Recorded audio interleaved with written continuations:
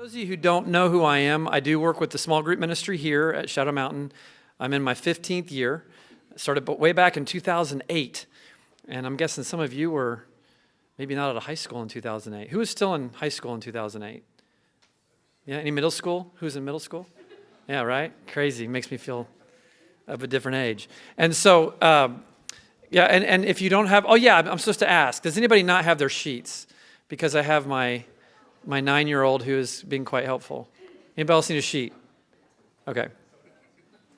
My wife and daughter are here to support me. And there's my daughter, and her name is Jillian, so I hope everybody got a sheet. So I've been here 14 years, and I am the pastor like Moses who said, heard the call and then said, I'm good.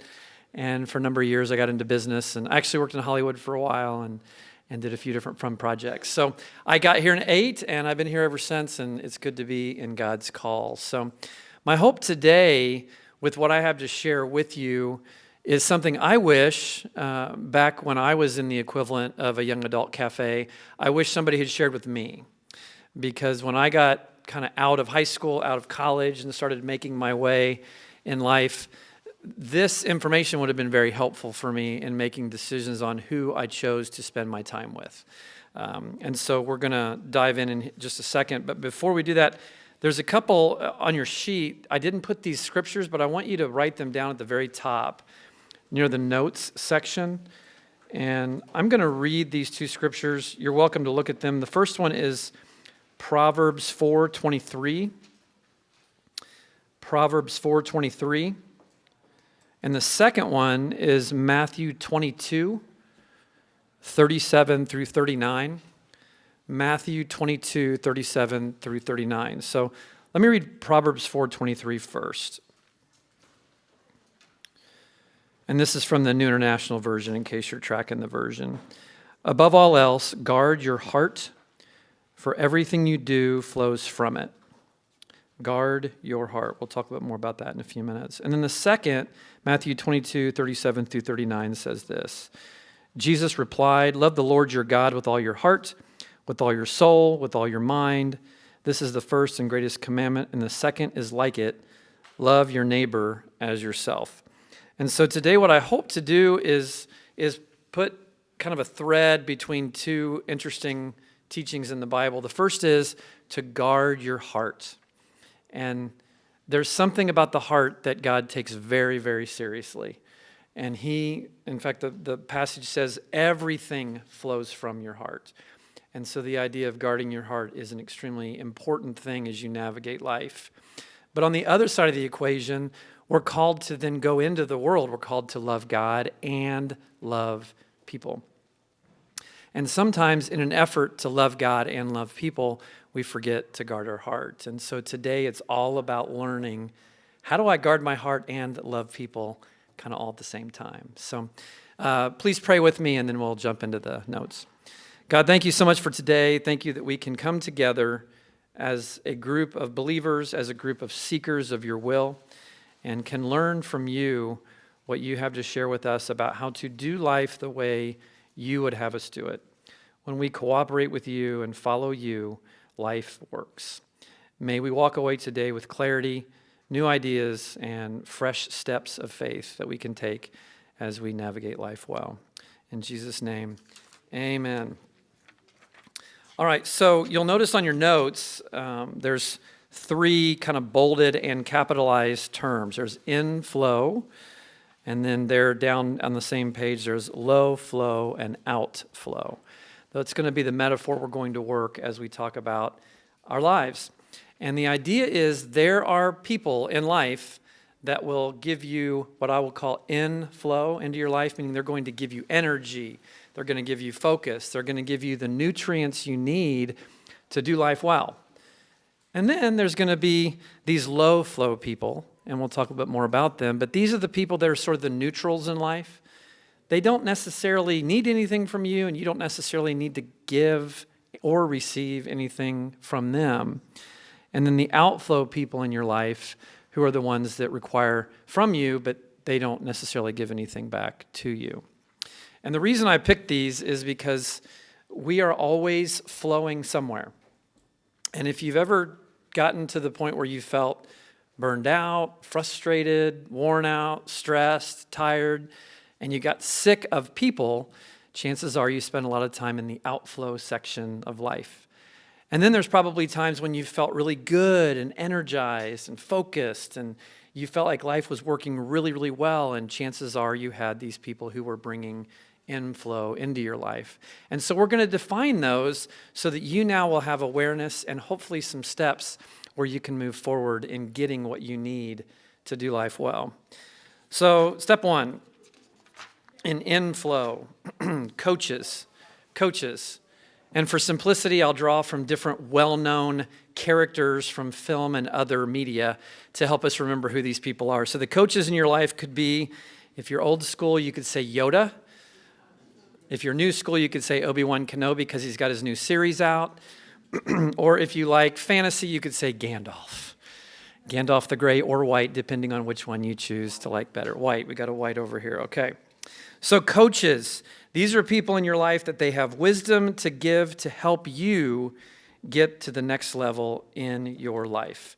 And you'll see the letter A underneath that says they don't need anything from you and they don't want anything from you, so they can be the best for you.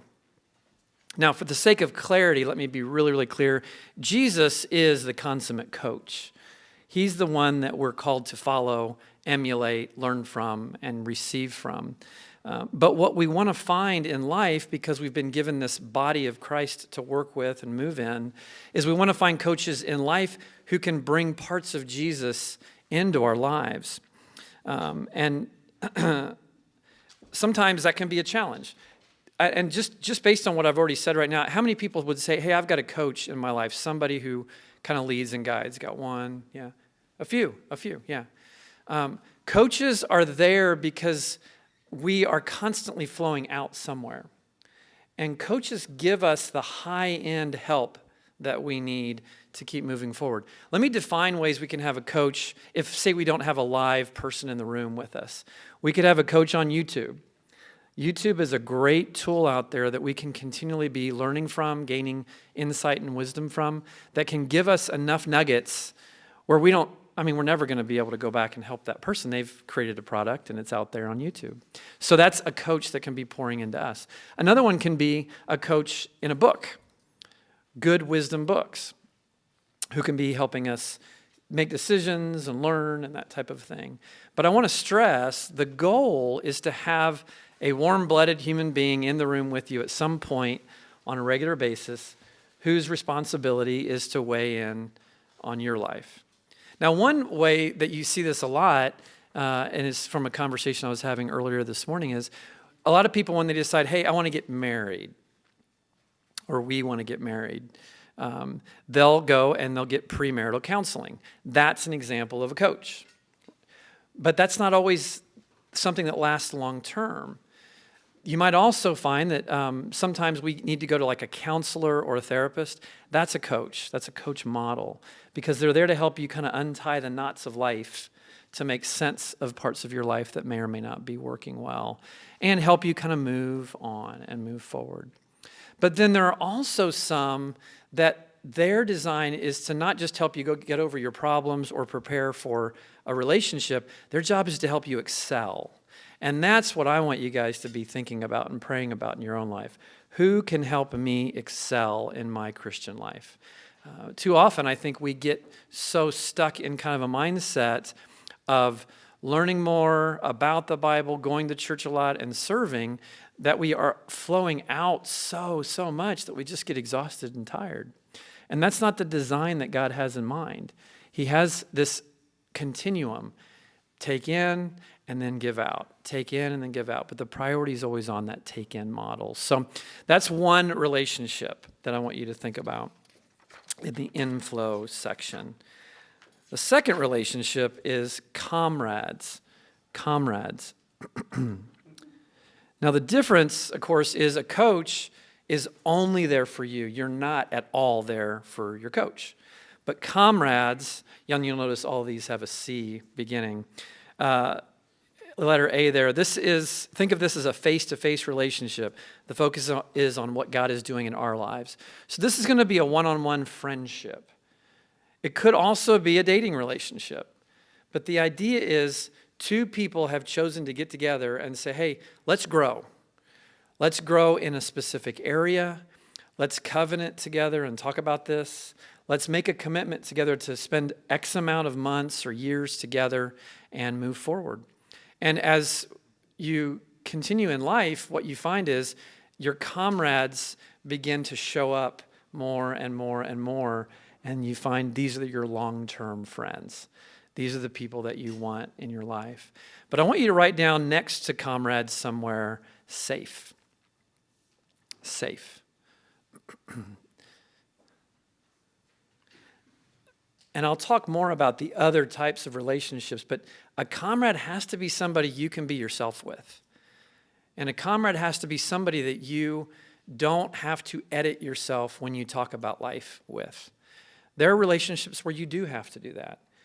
A comrade, you don't have to hold back parts of yourself because they're going to judge you or criticize you or maybe make you feel like you're not good enough. Comrades are there because you have chosen to be together on the equal level of life to move forward together. That's the face-to-face relationship. The third is colleagues. Colleagues. And very much what's happening right here is a colleague scenario. And letter A says, think of this as a shoulder-to-shoulder relationship. We are side by side, looking at and working on something God is doing through us. And so it's the group dynamic. But again, you may want to write again next to this one, safe. Because I'm a small group pastor, I have the luxury of hearing all kinds of fun stories about these type of groups, these colleague groups that meet out there. And sometimes, unfortunately, a person will have an unsafe experience in a small group. And that's not at all what we're going for. And what does unsafe look like? Well, I said earlier with the comrades, it was like a judgment thing. But the word that you may want to put down with colleagues is fixing. Fixing. If we are colleagues yoked together in a small group environment like this environment is not necessarily designed for advice giving and fixing and all those type of things. This is designed where we're just sharing life, doing life together. Now, there may be a point where advice can come, but that's never the first step. Now, also an arena that this can show up, which is a little different, is at work. In a workplace environment, you have colleagues, right? People who are on your team, you're on their team, you're working together. That's a little different. Safety is not always something you get the luxury of in a workplace environment. But in a small group environment, you really want to make sure that they're not trying to fix you. You can share your burdens, talk about life. They can be there with you. And so two words that can be very helpful to activities in this colleague environment are affirmation and encouragement. Affirmation and encouragement. And they're a little different. Affirmation is something we can give to somebody as a gift by saying, here's what I have seen in you. It's a past tense report. So if somebody's going through a rough time, they're talking about their life. Hey, I just lost my job, or having trouble with this, trying to figure this problem out. As you get to know somebody in a small group environment like this environment here, you can say, you know what? What I know about you tells me you're gonna figure this out. You can do this. That's affirmation. Encouragement, on the other hand, is more future tense. It would be the idea of, well, okay, we've figured out that you've got a challenge. We've kind of affirmed that you have what it takes to fix this or figure this out. Encouragement says, now let's get going. What's it going to take? But it's right, you're asking them, you're not advising. What's it going to take for you to go to the next step? That's encouragement. So no fixing, but affirmation and encouragement go a long, long way when it comes to helping people. Because here's what they've found out in the world in psychology and research and all that kind of fun stuff. Most people don't need advice. They need a space to kind of workshop their lives. And when they get that space, and when they get a little bit of inflow from those on their team saying, you can do this, you've got what it takes, you can figure this out, their ability to solve the problem naturally arises. That's the way God designed us. That's the way he designed our brains. And so colleagues become this great tool where we work together for mutual growth. And this idea of safety and no fixing and affirmation and encouragement come in very, very handy. So inflow, again, is the coaches, and then the comrades, and then the colleagues. Now let's go to low flow. Low flow. Number 4 would be casuals. And we're shifting gears. We're moving away from people who are giving to us or who we are mutually giving and receiving from. And we're now moving into a conversation where it's more just for fun, just for hanging out, having a good time. I have friends in my life, and I don't want to spend a lot of time with them. But we do want to spend time together. And I have activities that we do that are finite in time. So I'll give you an example. I got a buddy of mine, love the guy, but he's a talker. Just talking. Nothing he says really gives anything to me, and I never get a chance to talk, so I can't really give anything to him in the way of these nutrients, right? But he's a sweet guy. He's a really nice guy, and he loves to hang out and loves to go do fun stuff, and he's always texting me and calling me. And so I decided 5 or 6 years ago, he's my movie buddy. Because when I go to a movie, he can't talk.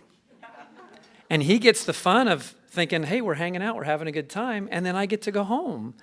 And he hasn't said much, and I'm not stressed. So, and he usually lets me decide what movie to see, which is a double win in my book, right?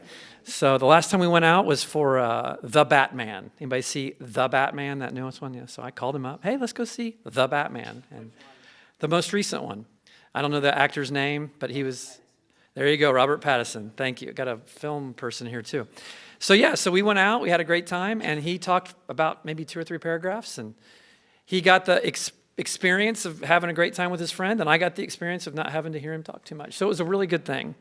So that's what casuals can be with. But these might be people that you just meet up for dinner sometimes, and you just talk about current events. They can be friends that you go to the beach with and maybe have a cookout. But the conversation doesn't have to go deep. And the good news is, hopefully, if you've got the other 3 relationships going on, you don't need that relationship to be deep. Maybe sometimes we do this. We are asking something of a certain friendship that friendship just can't give.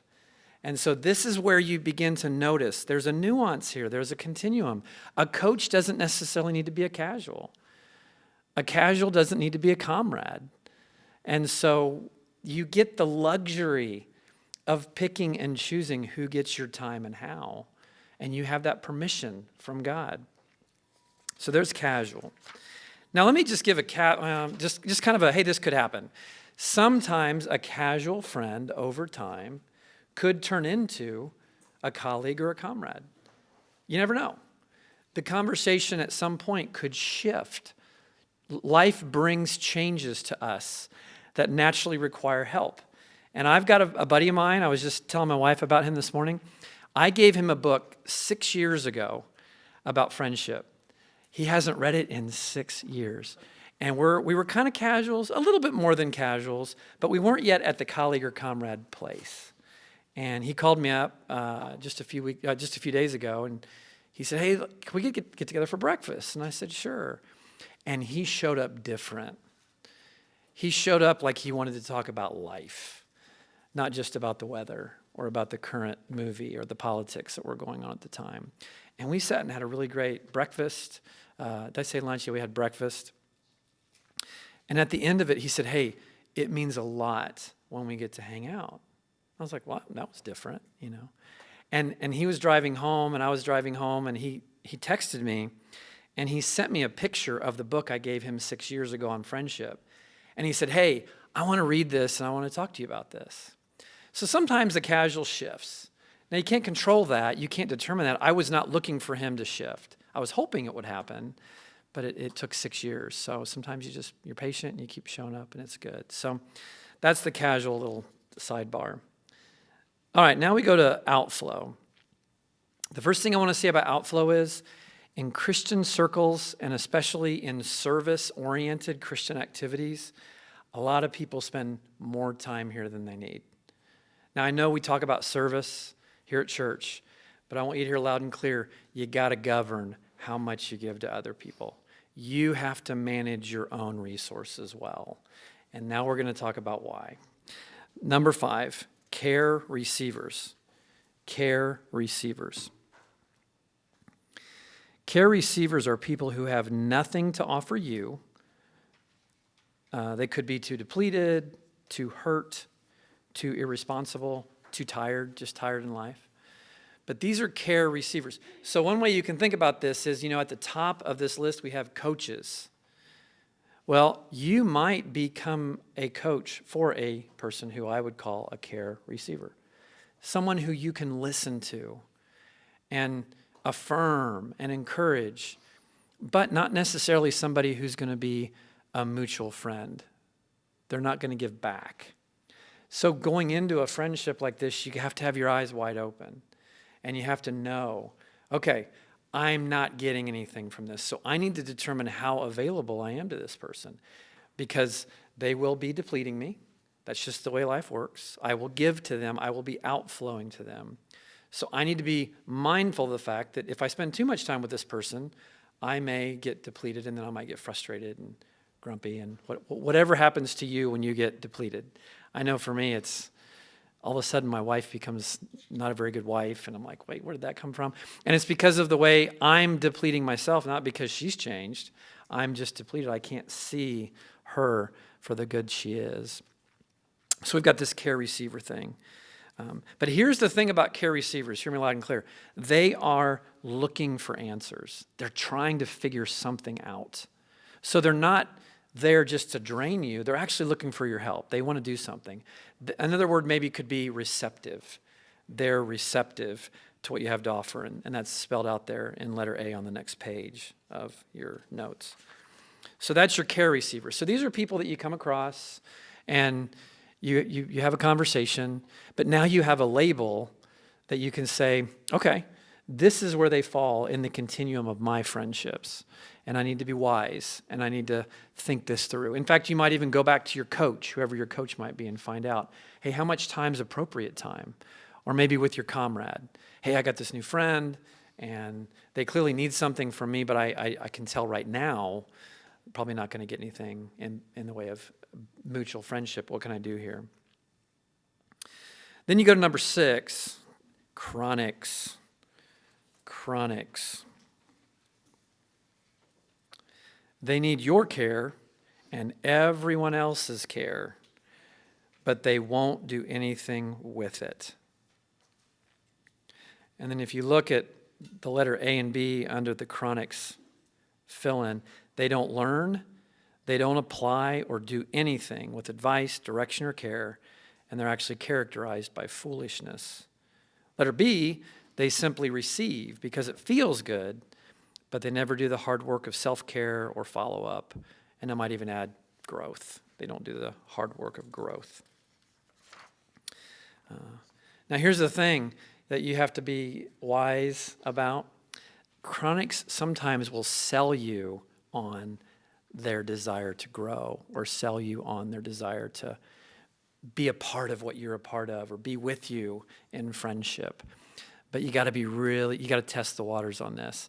I have another friend, and he learned this the hard way. This is a great metaphor for how you need to allow chronics into your life. He met somebody at church, and that person was very outgoing and kind of charismatic and fun. And he said, hey, we should get together for dinner. And he invited him over for dinner. And my friend did not spend enough time with this person. And so he goes to dinner with his friend, and then he gets stuck for 3 hours with this chronic person. And he he drove home. But he went home, and he was exhausted. And it affected him for 3 or 4 days because this guy just sucked the life out of him. You guys ever had that experience? Somebody just sucked the life out of you, right? Now, he now has wisdom through this experience. What he should have done is say, hey, great, yeah, what's your number? Let's text. And then over the time of texting, okay, well, why don't we meet for coffee? And then, okay, great. And then after coffee, well, maybe we'll go to a movie together. And then they go to a movie. Okay, well, maybe we can get to dinner. And then maybe we'll go and grab dinner. Like, the guy wanted to cook. Some guys like to cook. I don't. I'm horrible at it. So I would never invite you to my house to have dinner because we'd have peanut butter and jelly. And you'd be like, what a lame pastor that was. So anyway, so he learned this lesson. Like, it's got to be a process. I've got to learn enough about this person to make an informed decision as to what will be required of me.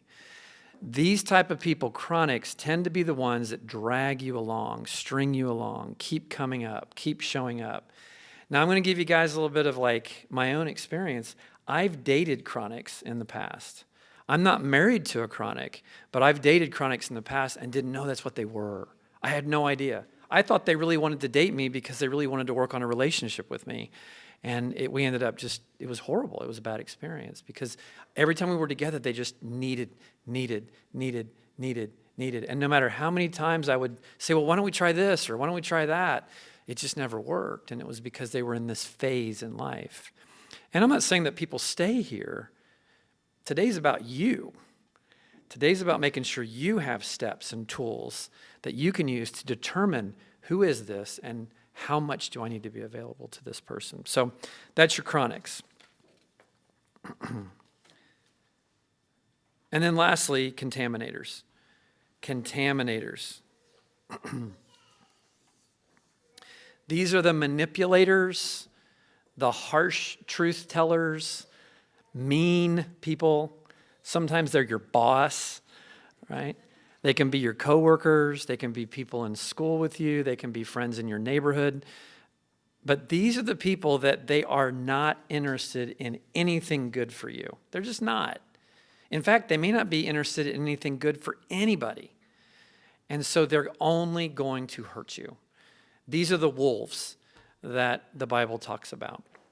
And I want to give you a little bit of a caveat on this. Some people don't know this is what they are.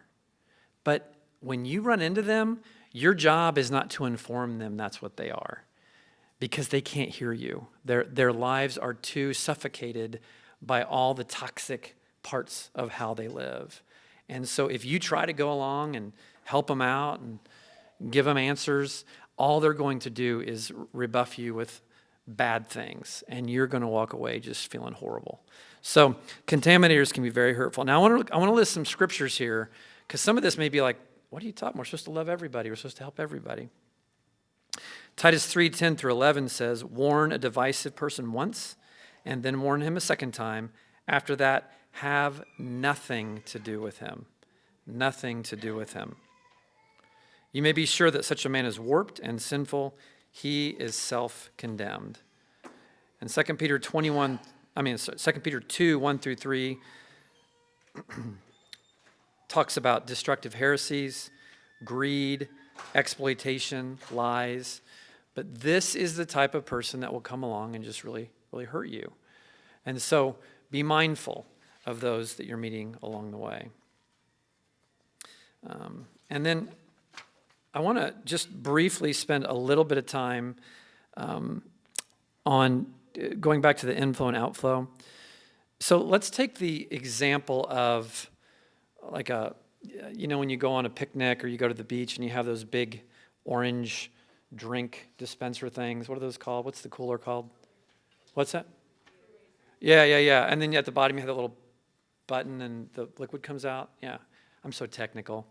And you do this.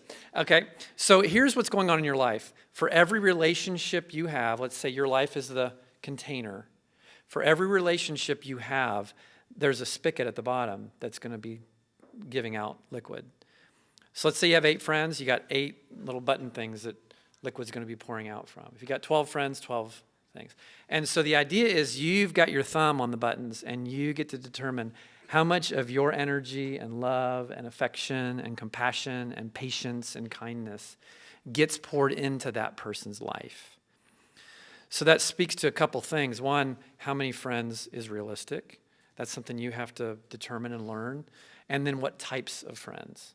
So if inflow and outflow are real, if at the top you've got your coaches and your comrades and your colleagues pouring in, but you have more going out than coming in, you're going to be feeling tired spiritually, mentally, emotionally.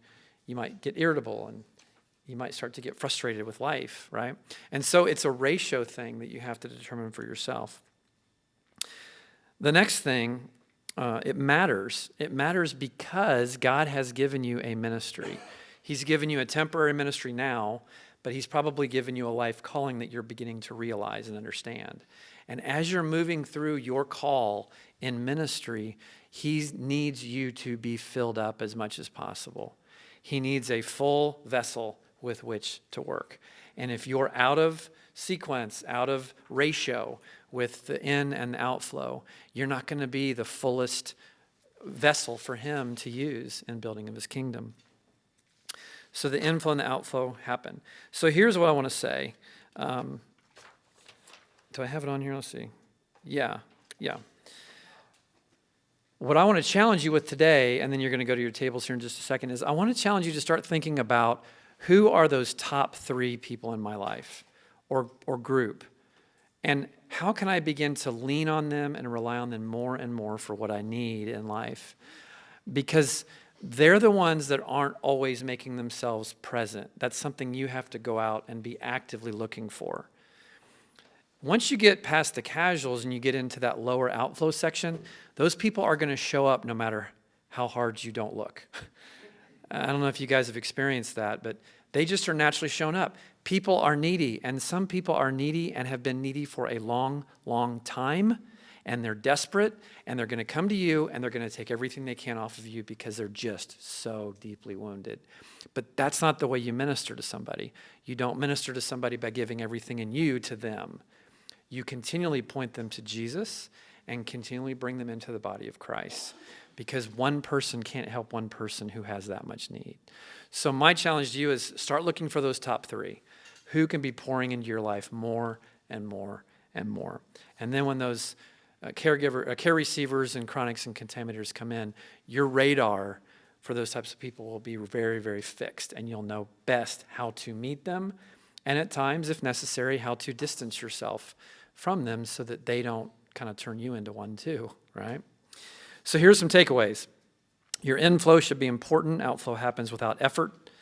Number 2, more than anything else, people affect your flow. Likewise, you affect the flow of others. And this goes to ministry, which we've talked about. So the goal today is for you to have a conversation and basically figure out, who are these people in my life? You may want to privately write down names that go next to the different titles. But when you're at your tables, there's some questions on the back that can help you even more surface out clarity for this. But I want to give you 3 books if you want to take this to the next step that could be very, very helpful. They've been helpful with me in learning about this, and a lot of this has been taught through some of these books. So one is called People Fuel. People Fuel. And the author is a man by the name of John Townsend. John Townsend, People Fuel. The second book is written by the same author, and it's called How to Be a Best Friend Forever. How to Be a Best Friend Forever. This is where you get into the comrades and the colleagues space. The People Fuel really helps you with the coaching ideal. And then the last one I want to give you is a book written by an author named Henry Cloud. Henry Cloud. And his book is Necessary Endings. Necessary Endings. And that's when you get into these relationships with some of these more toxic people. There are times when you have to make a clean break and say, I'm not the person to help you right now. Now, they give you some great tools on how to do that. So the questions on the back, let me just read through them so you can understand kind of where we're headed. What is your inflow-outflow ratio? You have 100% flow in your life. How much is flowing out of you and how much is flowing in? Describe a person who's in your inflow category. How does he or she help you stay filled up and moving forward? Number 3, now describe an outflow person you know. How do you feel after spending time with this person? And lastly, number 4, aha. What new thought, idea, or concept became clear today? So go ahead to your tables and have some conversation around those 4 questions.